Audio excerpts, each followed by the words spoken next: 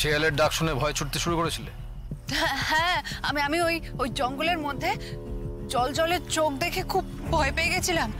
আমি কিচ্ছু বুঝতে পারছিলাম না, কোথায় আছি, কোন দিকে যাব, কিচ্ছু বুঝতে পারছিলাম না। কমান্ডার, আমি বলছি কি ও না এক নম্বরে মিথ্যাবাদী। অবশ্যই মিথ্যা কথা বলছে। ও কি বললো একটু আগে? ও ঘরের বাইরে ঘুমিয়েছিল। তাহলে শিয়ালের ডাক শুনে ও ঘরে না ঢুকে জঙ্গলে পালালো কেন? আমি সত্যি বলছি, কোন দিকে ঘর আমি বুঝতে পারিনি, সত্যি বলছি আমি। কমান্ডার, এ মেয়ের মতলব ঠিক নেই। এ নিগ্রাত স্পাই। এ আমাদের খবর ঠিক দিতে গিয়েছিল কাউকে। আমি সত্যি বলছি, আমি খবর দিতে যাইনি।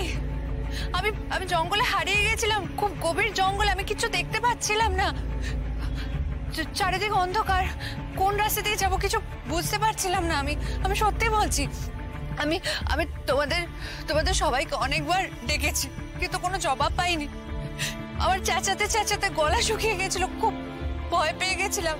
আমি আন্দাজে এদিক ওদিক ছুটছিলাম, হাতড়াতে কোন দিকে যাচ্ছিলাম কোনো খেয়াল নেই।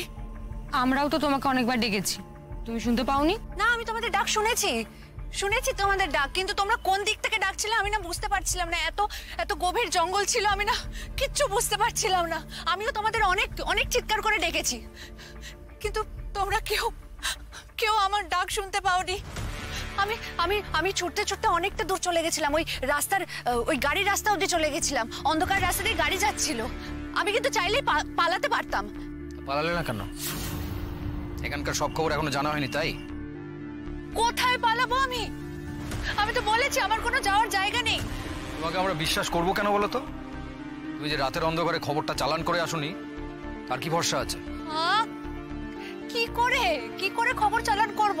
আমার কাছে মোবাইল আছে। হ্যাঁ, তোমরা সবাই তো আমার সব জিনিস দেখেছো। হ্যাঁ, তার মধ্যে এমন কিছু আছে যেটা দিয়ে খবর চালান করা যায়? আর এমনটা তো নয় যে এখান অবধি কেউ চলে আসতে পারবে, নিশ্চয়ই তাই নয়। হ্যাঁ, কেন বলছেন আপনারা এইসব কথা? আচ্ছা, তুমি যদি লুকিয়ে রাখো তাহলে পাবো কি? আচ্ছা, আপনি যদি আমাকে আপনাদের দলে নাই নিতে চান, তাহলে তখন কেন বলেছিলেন আপনি আমাকে স্পাই করবেন? তখন বলেছিলাম তার কারণ হচ্ছে তোমার উপস্থিত বুদ্ধি দেখে মনে হয়েছিল স্পাই হওয়ার যোগ্যতা তোমার আছে। এখন এই সবকিছু শোনার পর মনে হচ্ছে তোমাকে বাড়িতে ফেরত দিয়ে আসেই ভালো হবে।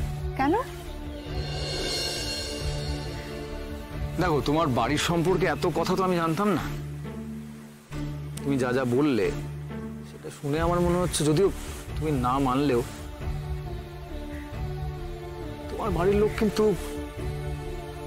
তোমাকে ভালোবাসে, তারা তোমার প্রতি কেয়ারও করে। আর এই মুহূর্তে তারা খুব দুশ্চিন্তায় আছে তোমার জন্য।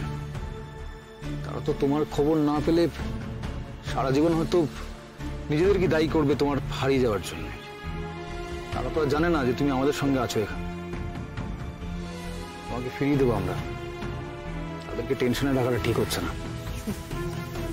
আমার সব কথা শুনে আপনার এটা মনে হলো যে আমার বাড়ির লোকজন আমাকে নিয়ে ভাবছে? আচ্ছা, যখন টাকা পয়সা পাবেন ভেবে আমাকে কিডন্যাপ করলেন, তখন কেন ভাবলেন না আপনারা আমার বাড়ির লোকজনদের কথা? আমরা যখন কাউকে কিডন্যাপ করি তখন তাদের ব্যাকগ্রাউন্ড চেক করি।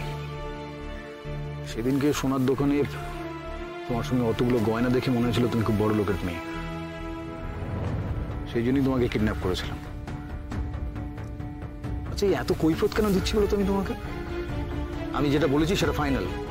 তোমাকে আমি বাড়িতে ফেরত দিয়ে আসবো। আজ রাতেই আমরা গাড়িতে বেরোবো। আমাদের সেফটির জন্য তোমার চোখ বাঁধা থাকবে। কলকাতার কাছে কোনো বাস স্টপে ছেড়ে দিয়ে আসবে তোমাকে, তুমি বাড়ি চলে যাবে। তাহলে এটা জেনে রাখুন, আজ রাতে তাহলে আমাকে খুঁজে পাবেন না। জেনে রাখুন, আমি এখানেই থাকবো, এইখানেই থাকবো।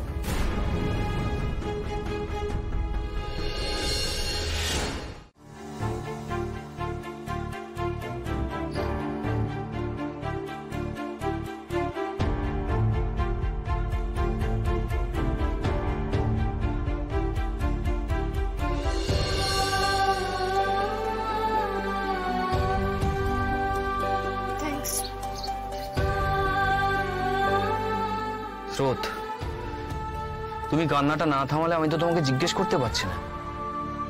তবে হঠাৎ তুমি ফোন করলে, আমার যে রীতিমতো টেনশন হচ্ছে সেটা নিশ্চয়ই বুঝতে পারছো। তাই এইটুকু যখন বুঝেছো তখন দয়া করে চোখটা মোছো।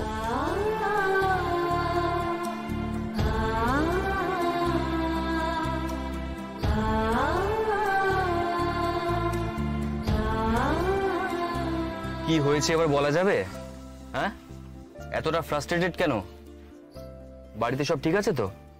দিদি ঠিক আছে? হ্যাঁ দিদি ভাই ঠিক আছে।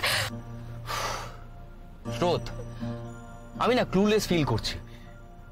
তুমি কলেজ যাওনি সেটা দেখতে পাচ্ছি, তারপর তোমাকে যেখান থেকে পিক আপ করলাম সেটা তোমার বাড়ির ধারে পাশেও নয়। ওখানে কি করছিলে, কি হলো, এসব যদি না বলো তাহলে আমি তো তোমাকে কোনোভাবেই হেল্প করতে পারবো না।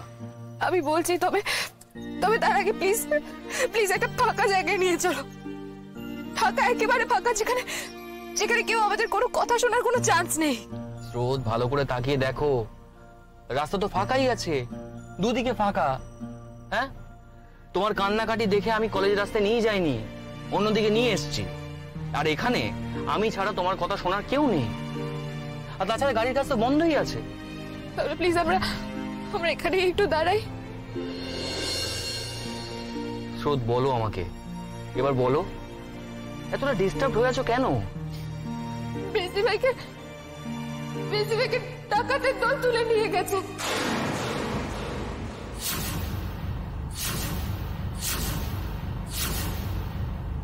মানে কি বলছো? কোন ডাকাত দল, আর কোথা থেকে তুলে নিয়ে গেছে? আমি খবর দেখছিলাম না, পেপারেও বেরিয়েছে।